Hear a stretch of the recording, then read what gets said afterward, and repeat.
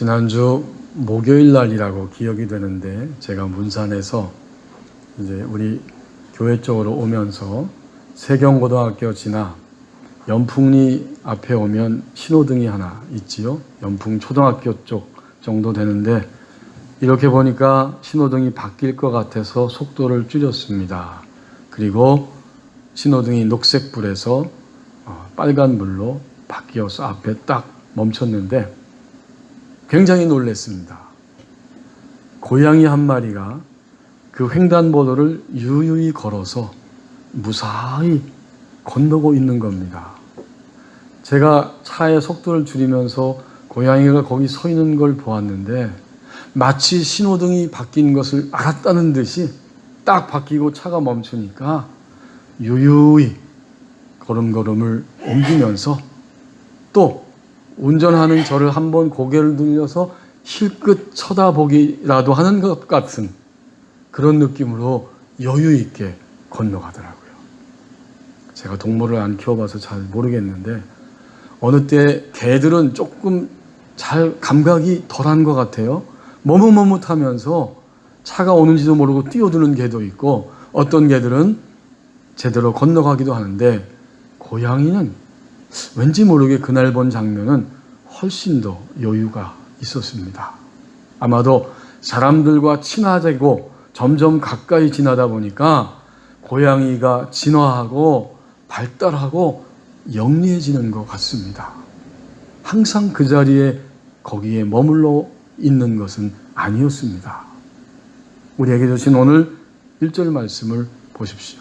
늘 같은 영역에 머물러 있을 수는 없습니다. 모세는 하나님의 백성들과 함께 지금 요단이라고 하는 요단 동편, 요단강 동편에 머물러 있습니다.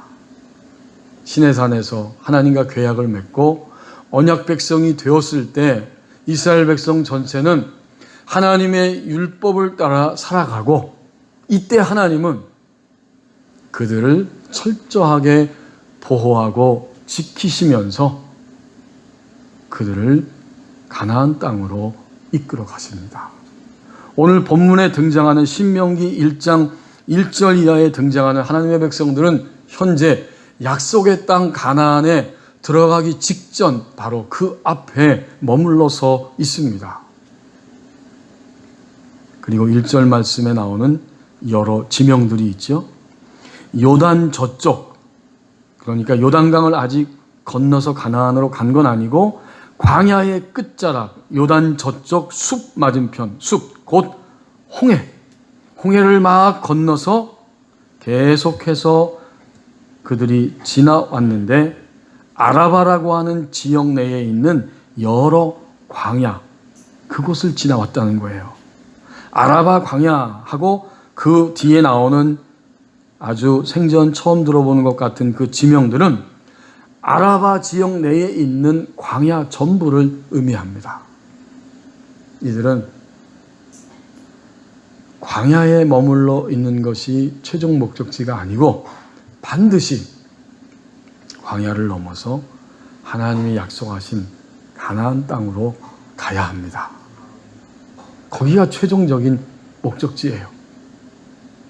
그 광야의 끝자락에 모세와 백성들이 함께 서 있으면서 모세는 자기의 사명이 바로 여기까지임을 인식하고 너희들은 이제 여기에 이 영역에 머물러 있는 것이 아니라 이 영역을 지나 하나님이 주시는 안식의 땅, 약속의 땅으로 가야 한다는 사실을 확인시켜주고 있습니다. 지금까지 살면서 우리는 수많은 도전들을 직면하였고 그것을 넘어서면서 여기까지 왔습니다. 그리고 지금 현재는 코로나19라고 하는 감염증의 도전 앞에 우리와 우리나라와 지구촌 전체가 직면해 있습니다. 이것은 우리가 이 영역에 머물러 있어야 할 것이 아니라 이것을 넘어서서 하나님이 주시는 안식의 땅, 진정한 승리의 땅을 향해서 계속해서 나가야 한다는 사실을 우리에게 깨닫게 하고 있습니다. 도전은 도전이에요. 나와 우리 교회와 이 땅의 모든 그리스도인들과 지구촌 전체의 그리스도인과 인류 전체가 여기에 머물러 있는 것이 아니라, 이 도전에 머물러 있는 것이 아니라 진정으로 인간에게 하나님이 주시는 안식의 세계, 믿음의 땅이 무엇인지를 바라보고 다시 한번 전진하는 기회가 됩니다. 이것은 우리에게 위기이지만 진정으로 이 도전을 넘어서서 하나님이 본래 주시고자 하는, 인간에게 주시고자 하는 바로 그 영역을 향해 가야 하는 그런 기회가 되어집니다. 우리도 그렇지만 우리의 아이들도 인생을 살아가기 시작하면서 첫 번째로 당황스러운 때가 있습니다. 그때가 언제인지 혹시 생각해 보신 적이 있나요? 아마도 보편적으로 볼 때 초등학교에 입학하는 때라고 여겨집니다. 그 전까지 우리 아이들은 다 집에서 왕자요 공주였어요. 응? 여러분 다 부모님과 함께 어릴 때 초등학교 들어가기 전에 공주와 왕자였죠? 가정에서는 노력하지 않아도, 애쓰지 않아도 우리는 부모님의 사랑의 대상이었는데, 시기가 지나면서 초등학교 입학할 때 이제 우리는 더 이상 왕자와 공주로 머물러 있을 수 없습니다. 만약 한 반에 30명의 아이들이 요새 있다고 하면 학교에 딱 들어가고 보니까 공주와 왕자의 숫자가 30명입니다. 다 각자 공주요 왕자였어요. 노력하지 않아도 사랑받고 인정받는 그런 시기였는데, 초등학교에 오니까 이제 가만히 내가 있으면 저절로 인정이 되는 그런 환경이 아닌 거예요. 그래서 심리학자들은 바로 이 시기가, 어린아이들이 초등학교 입학하는 시기가 처음으로 굉장히 중요한 변화의 시기다, 이렇게 설명을 합니다. 가만히 있으면 인정받는 게 아니에요. 선생님에게 사랑받고 인정받으려면 내가 더 이상 왕자도 아니고 공주도 아니다, 이 사실을 빨리 깨달아야 됩니다. 우리 공주인 우리 딸들도 학교에 가면 내가 더 이상 공주가 아니고 무술이다. 아시죠, 여러분? 옛날 고려 조선 시대에 궁중에서 일하던 여자를 무술이라고 했는데, 이들은 물을 길는 역할이 중요한 역할이었다고 해요. 그냥 그 중에 하나가 바로 나이입니다. 그렇게 빨리 깨달을 수 있어야 되는데, 그걸 모르고 계속 공주처럼 행동하면 왕따 당하고, 나이가 들어도 그걸 모르고 계속 그러고 살면 그건 공주병이 되는 거죠. 왕자들도 마찬가지예요. 아들들도 더 이상 내가 왕자가 아니라 학교에 갔더니 머슴이라고 하는 사실을 깨달아야 됩니다. 가만히 있으면 되는 게 아니라 뭔가를 내가 해서 일을 해주고 성과를 거두었을 때 나는 인정받을 수 있는 존재가 되는 거다. 이것을 초등학교 시기에 드디어 배우기 시작한다는 겁니다. 아이들은 더 이상 왕자와 공주에 머물러 있을 수는 없습니다. 오늘 하나님이 1절 말씀을 통해서 우리에게 가르쳐 주십니다. 오늘 우리에게 있는 모든 도전을 통해서 우리는 나의 믿음의 실체를 깨닫고 바라봅니다. 그러므로 늘 같은 영역에 머물러 있을 수는 없는 것입니다. 이제 2절에서 4절 말씀을 보십시오. 신앙은 이기는 체험이 필요하다고 말씀합니다. 2절에 보면 백성들과 함께 호렙산, 시내산에 있다가 드디어 에돔의 영역인 세일산을 지나서 가데스 바네아에 도착했는데, 삥 돌아서 결국 가데스 바네아에 지금 도착해 있는 겁니다. 근데 그 길은 10하루길, 11일이면 도착하는 길인데, 결과적으로 3절 말씀에서 가르쳐 준 것처럼 모세와 이스라엘 백성들은 40년 걸렸어요.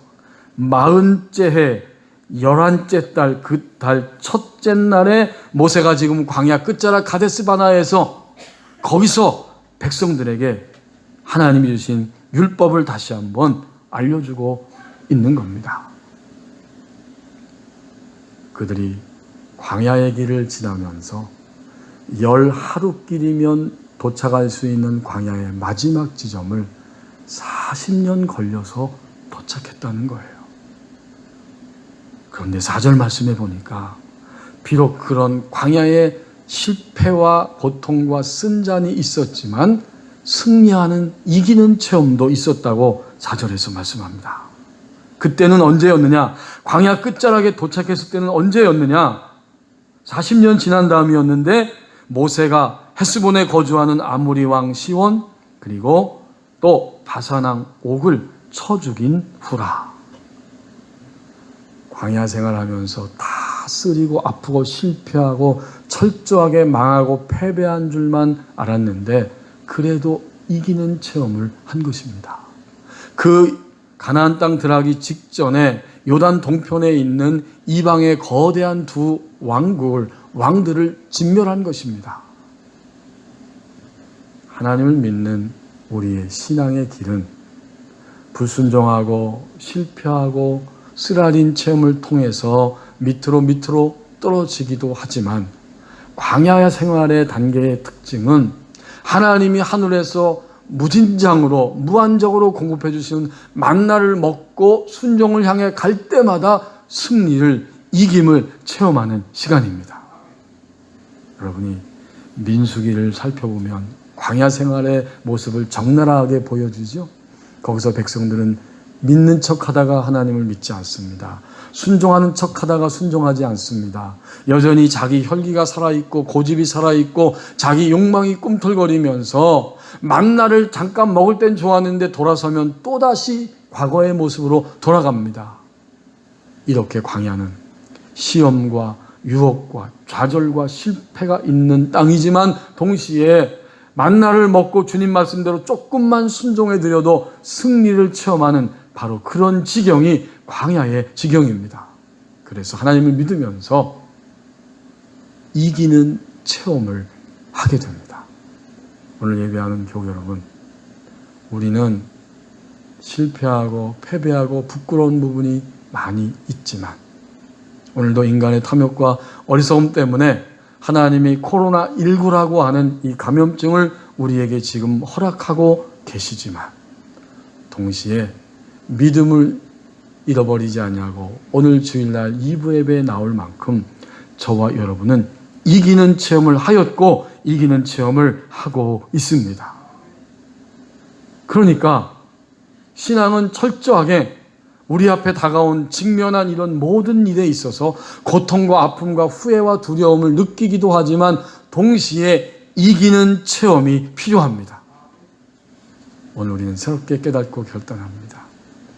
나와 나를 둘러싸고 있는 모든 우리 환경 속에서 우리 가족과 우리 법원의교회 교우들과 이 땅의 그리스도인들과 이 지구촌의 신앙인들은 그리스도인들은 오늘의 이 일은 이기는 체험이 필요한 시간입니다.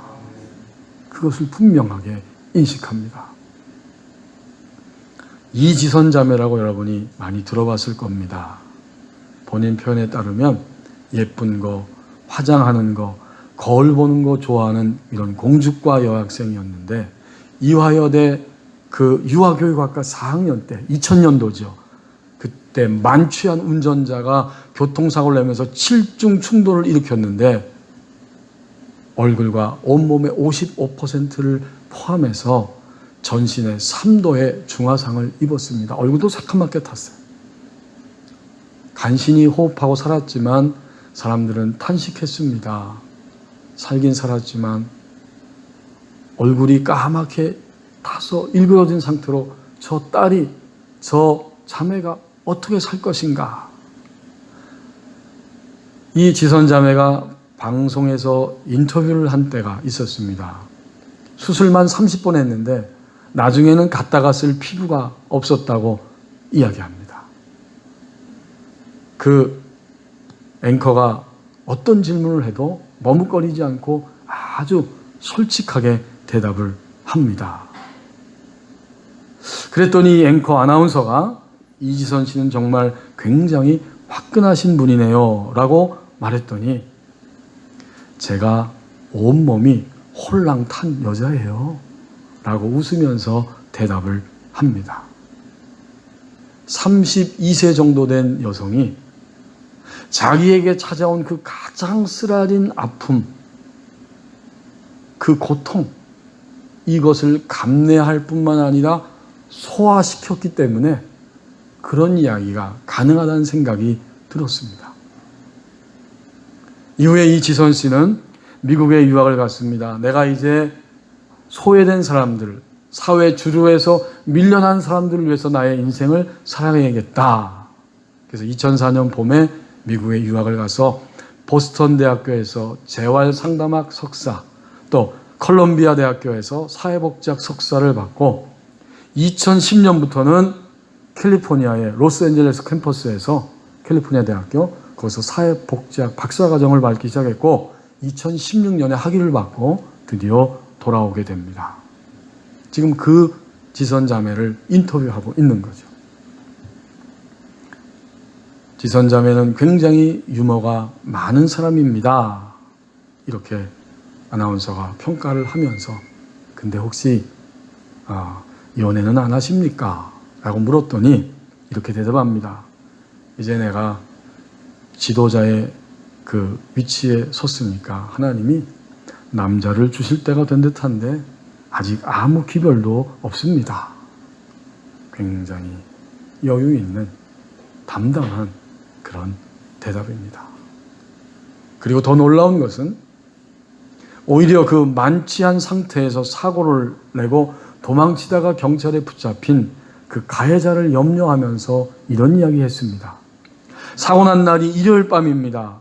가족과 따뜻하게 보내야 할 그 밤에 오히려 혼자서 소주를 5병이나 마시고 운전했을 그분의 곤고하고 마른 가슴이 가엾다는 생각이 들었습니다. 그에 비하면 그 사람에 비하면 제가 훨씬 낫지 않겠어요? 저는 아프고 불편하지만 가족의 사랑을 받고 있으니까요. 사고 당시에 우리 가족들은 아무도 원망할 정신이 없었고 그저 어쩔 수 없는 천재지변 같은 사고가 우리에게 왔다. 이렇게 받아들였다는 겁니다. 치료비, 화상 치료비에 대해서 액수가 클 텐데 어떻게 하셨습니까? 라고 물어봤더니 이 가해자분이 다행히 보험을 들어 놓아서 치료하는데 큰 어려움은 없었고 또 우리 집도 안 팔았습니다. 라고 대답을 웃으면서 했습니다. 그가 하나님의 딸이고 하나님의 백성인데 그는 진정으로 광야와 같이 그 쓰디쓴 삶의 위기에 직면해서 그는 이기는 체험을 한 것입니다. 이기는 체험. 신앙은 하나님을 믿는 우리의 믿음은 이기는 체험이 필요하다고 말씀합니다. 이제 8절에서 5절에서 마지막 11절까지의 말씀을 보십시오. 내게 주시는 말씀을 계속해서 알아듣는 과정이라고 말씀합니다. 모세가 5절에 보면 요단 저쪽 모압 땅에서 이 율법을 설명하기 시작하였더라. 요 설명한다는 말, 이것은 자세하게 명명백백하게 사람들에게 말한다. 그런 의미가 담겨 있습니다. 그들이 시내산에서 하나님과 언약을 맺고 하나님의 백성이 되었습니다. 그 이후에 약속의 말씀을 따라서 계속해서 전진하면서 그들은 하나님의 말씀을 반복적으로 들었습니다. 하지만 광야에서 끊임없이 실패하고 완악해지고 교만해지고 점점 하나님과 멀어지는 모습을 보이면서 왔기에 20세 이상으로 여호수아와 갈렙 외에는 광야에서 새로 태어난 세대 외에는 모두가 다 안타깝게도 광야에서 다 죽임을 당하고 만 거예요.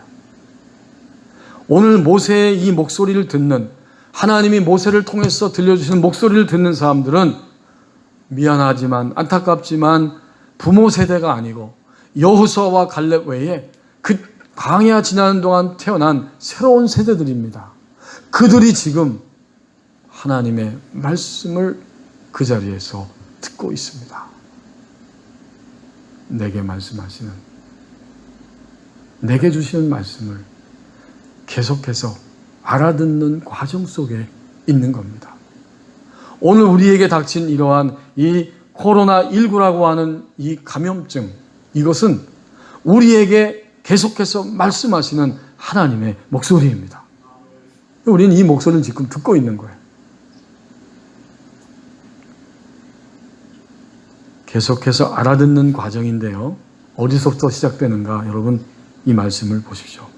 5절에 보면 먼저 알아듣는 모세가 있습니다. 모세가 요단 저쪽 모압 땅에서 이 율법을 설명하기 시작하였더라 일렀을 때, 설명한다는 것은 설명하는 모세가 먼저 알아들었다는 거예요.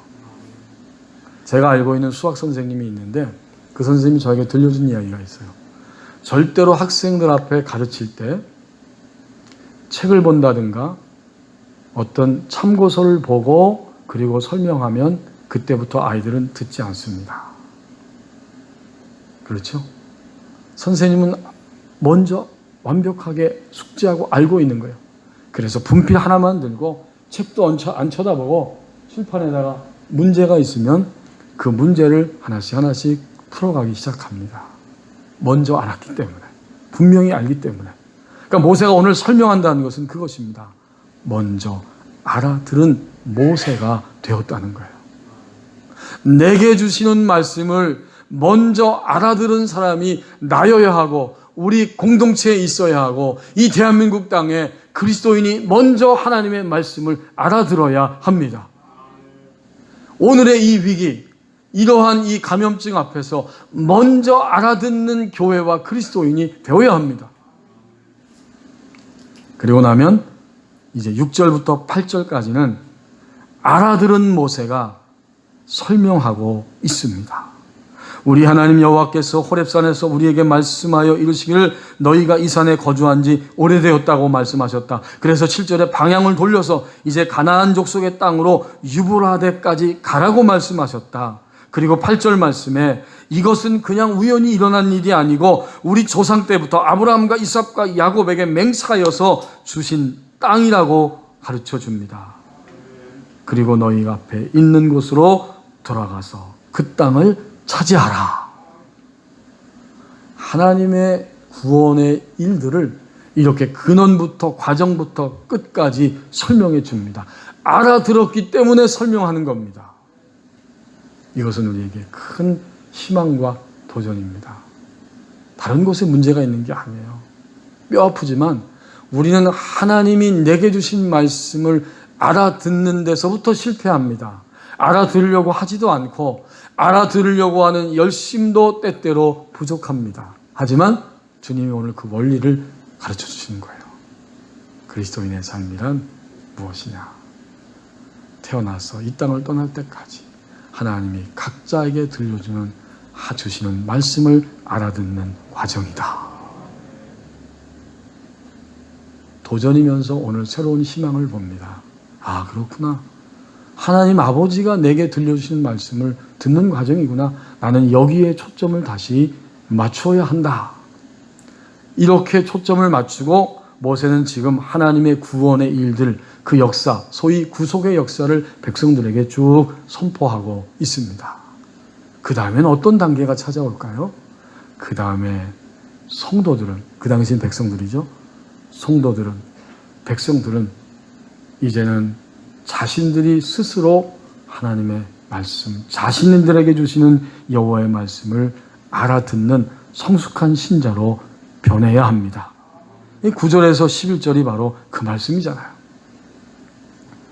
9절에 보니까 그때에 내가 너희에게 말하여 이르기를 나는 홀로 너희의 짐을 질 수 없도다.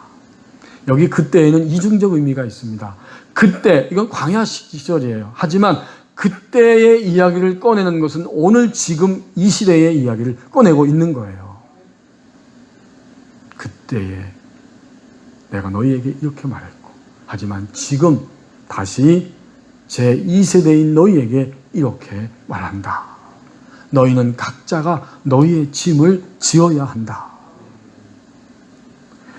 9절에 나는 홀로 너희의 짐을 질 수 없도다 그랬는데, 여기서 너희의 짐이란 말은 사실은 너희의 짐이라기보다는 바로 너희들입니다. 그러니까 모세가 말합니다.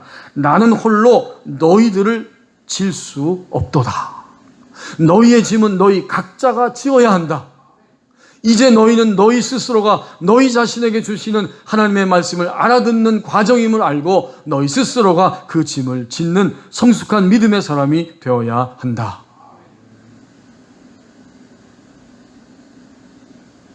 하나님이 오늘 너희를 10절에 있는 것처럼 하늘의 별처럼 많게 번성하게 하셨다. 하나님은 이후에도 이 역사를 계속해서 일으켜주시는 하나님이시다.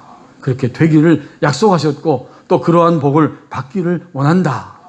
그러려면 너희 각자가 성숙한 신자가 되어서 일생 동안 내게 주시는 말씀을 계속적으로 알아듣는 자리에 서야 할 것이다. 모세가 지금 그 광야 끝자락에 서서 모세는 더 이상 갈 곳이 없어요. 거기까지가 사명입니다. 그 시대, 그 시점까지가 모세의 사명이고 이제는 이 요단강을 건너서부터는 모세의 사명이 아니에요. 모세는 여기서 하나님의 부르심을 받아야 합니다. 그런 시점에 서서 절박하게 이 신명기 전체를 지금 이야기하고 있는 겁니다. 너희는 각자 너희의 짐을 지어야 한다. 세계 최대의 인터넷 상거래 기업인 아마존이 있죠. 그 아마존의 창업자인 제프 베조스라고 하는 사람이 있습니다. 이 사람은 회의할 때마다 항상 빈 의자 하나를 가져다가 놓습니다. 그리고 회의가 시작되면 거기에 모인 모든 중역들과 함께 모여 앉아 있는데 이렇게 말한다고 합니다. 저기 중앙에 비어있는 의자가 보입니까? 저 의자에는 정말로 중요한 사람이 앉아 있습니다. 바로 고객입니다. 지금부터 우리가 여기서 가장 중요한 저 사람은 보이지 않는 의자에 앉아 있는 고객이라고 하는 사실을 명심하면서 우리의 회의를 진행해야 합니다. 이렇게 고객 중심의 마인드를 가진 이 아마존은 그 덕분에 오늘날도 많은 상거래에서 앞서가는 그런 세계적인 기업이 되었습니다. 우리 그리스도인들도 이와 같습니다. 우리의 삶 속에 우리가 보이지 않는다고, 우리가 미처 의식하지 않는다고 하는 순간에도 주님은 묵묵히 우리 곁에, 이미 우리 곁에, 우리 안에 머물러 계십니다. 이것만 제대로 의식한다고 해도 오늘부터 우리의 생각과 삶에는 새로운 변화를 일으키는 동력이 될 것입니다. 이제 분명히 깨닫습니다. 오늘 이 시점부터 나는 어떠한 환경과 위기 속에 처한다고 할지라도 예수님을 내 인생의 가장 귀한 자리에 모셔드리겠습니다. 주님을 그 자리에 앉혀드리는 겁니다. 그리고는 내게 주시는 주님의 음성을 듣는 것입니다. 하나님 앞에서 끊임없이 우리는 내게 주시는 말씀을 계속해서 알아듣는 과정이라고 말씀합니다. 어르신들은 종종 우리에게 말씀합니다. 그 말이 사실입니다. 나이 드신 어르신들은 어려운 시대를 살았다고, 그때는 정말 너무 어려운 시대를 살았다고 종종 말씀합니다. 동시에 지금은 어떨까요? 지금도 우리가 직면한 모든 일들은 결코 만만치 않습니다. 지금도 역시 어려운 시대를 우리는 살아가고 있습니다.